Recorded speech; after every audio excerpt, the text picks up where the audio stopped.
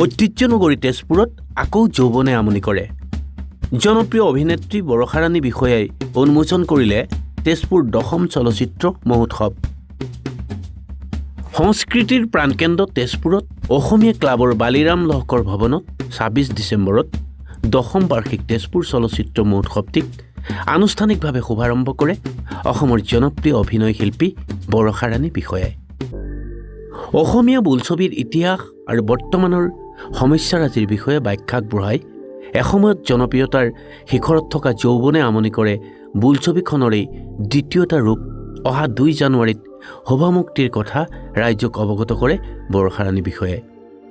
লক্ষ্মীনাৰায়ণ ফিল্মছৰ বেনাৰত পুনৰ নিৰ্মাণ কৰা দ্বিতীয়খন যৌৱনে আমনি কৰে ছবিৰ শিল্পী কলা কুশলীসকলক কাষতে লৈ মঞ্চত পৰিচয় কৰাই দিয়ে বৰষাই। বৰষাৰ পিতৃ অশোক কুমাৰ বিষয়াৰ পৰিচালিত এই ৰোমান্টিক আৰু সামাজিক চিন্তনৰ বোলছবিখন সন্দৰ্ভত প্ৰসংগক্ৰমে উল্লেখ কৰি ২ দশকৰ পিছত আজিৰ যৌৱনক প্ৰতিনিধিত্ব কৰা নতুন প্ৰজন্মৰ শিল্পীসকলৰ শিল্প চেতনাক সচেতন সাংস্কৃতিক প্ৰেমী ৰাইজে সাহস আৰু প্ৰেৰণা দিবলৈ আহ্বান জনায় মোহময়ী অভিনেত্ৰী বৰষাই। ভাষণ প্ৰসংগত বৰষাই আমাৰ মাজৰ পৰা অলপতে হেৰাই যোৱা অসমীয়াৰ হিয়াৰ আমঠু জুবিন গাৰ্গ আৰু যশস্বী বাহিবাদক দীপক শৰ্মাৰ আত্মাৰ চিৰশান্তি আৰু ন্যায় কামনা কৰি অশ্ৰুসিক্ত নয়নেৰে আন্তৰিক শ্ৰদ্ধাঞ্জলি জ্ঞাপন কৰে। বন্তি প্ৰজ্বলনেৰে শুভাৰম্ভ কৰা 3দিনীয়া তেজপুৰ চলচ্চিত্ৰ মহোৎসৱৰ সম্পাদক বলিষ্ঠ অভিনেতা অৰুণ নাথে এই মহোৎসৱৰ উদ্দেশ্য ব্যাখ্যা কৰে।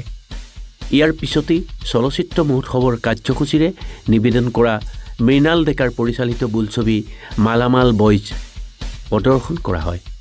অনুষ্ঠানটিত শিল্পী সিদ্ধাৰ্থ মুখাৰ্জীকে ধৰি এই বোলছবিৰ লগত জড়িত শিল্পী আৰু আন কলা কুশলীসকলক অসমীয়া ক্লাবৰ হৈ যুটীয়া সম্পাদক নাৰায়ণ বৰঠাকুৰ আৰু বিত্ত সম্পাদক দুৰ্লভ দাস, কাৰ্যালয় সম্পাদক বিশিষ্ট অভিনেতা ভূপেন শৰ্মাই একোখনকৈ গামোচাৰে আনুষ্ঠানিকভাৱে আদৰণি জনায়। উল্লেখ্য যে এইবাৰৰ তেজপুৰ 10ম বোলছবি মহোৎসৱত হেমন্ত দাসৰ পৰিচালিত তমস্বিনী আৰু তৃতীয় দিনা ঋষভ ছেত্ৰীৰ পৰিচালিত হিন্দী ছবি কান্ত্ৰা প্ৰদৰ্শন কৰা হ'ব বুলি চলচ্চিত্ৰ মহোৎসৱৰ সভাপতি বিশিষ্ট শিক্ষাবিদ শৈলজা পদ্মাপাতিয়ে জানিবলৈ দিয়ে। আনহাতে 3দিনীয়াকৈ আয়োজন কৰা এই চলচ্চিত্ৰ মহোৎসৱটিক আলোড়িত কৰিবলৈ সকলো সংস্কৃতিপ্ৰাণ ৰাইজৰ উপস্থিতি আন্তৰিকতাৰে কামনা কৰিছে আয়োজকসকলে। এই অনুষ্ঠানতেই জ্যেষ্ঠ সাংবাদিক তথ্যচিত্ৰ নিৰ্মাতা মনোজ বৰাই জনপ্ৰিয় অভিনেত্ৰী বৰষা ৰাণীক তেজপুৰত পূৰ্বে বৰষা ৰাণী বিষয়ে অংশগ্ৰহণ কৰা কেইবাটাও মহত্বপূৰ্ণ অনুষ্ঠানৰ আলোকচিত্ৰ ফটো ফ্ৰেমত সজাই উপহাৰৰ টোপোলা প্ৰদান কৰে।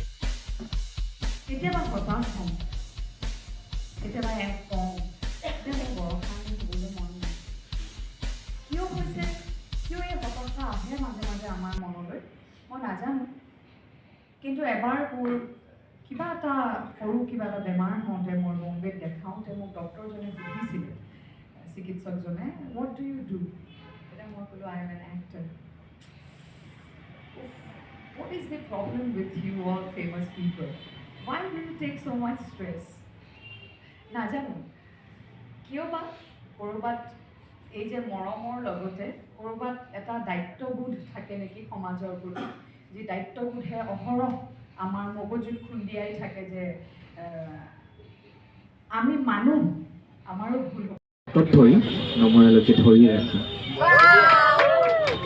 নমৰালৈকে ধৰিয়ে ৰাখিব একদম চাবাছ। সেইখিনিয়ে আৰু বেছি দীঘলীয়া নকৰোঁ, ইয়াতে ট্ৰেফিকৰো ইছ্যুজ হৈ গৈছে, আমি আপোনালোকৰ পৰা বিদায় ল'ম। কিন্তু পুনৰবাৰ কৈছোঁ, তাৰিখটো মনত ৰাখিব, 2 জানুৱাৰী 2026 ছবিগৃহলৈ আহি আছে যৌৱনে আমনি কৰে 2। 27 বছৰৰ মূৰত আকৌ এবাৰ 1998 চনত প্ৰায় 16 লাখ লোক অসমৰ